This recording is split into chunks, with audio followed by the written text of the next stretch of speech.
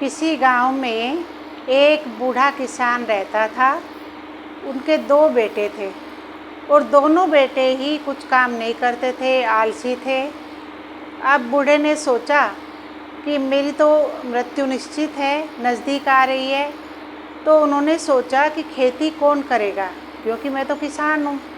अब उन्होंने अपने बच्चों को बुलाया और कहा कि मैंने कुछ खजाना इस खेत में दबा दिया है और मैं तो ढूंढ ही नहीं पा रहा हूँ इसको, तो तुम ढूंढ लेना।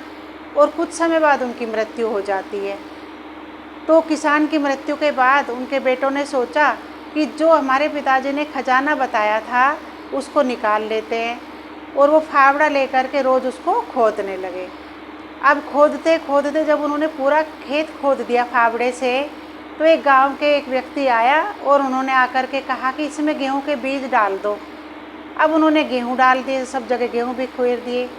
कुछ समय के बाद वो खेत हरा भरा लहराने लगा और थोड़े समय बाद ही सुनहरी रंग की बालें, सुनहरी रंग का खेत इतना सुंदर लगने लगा कि मानो सब जगह सोना फैला हुआ हो।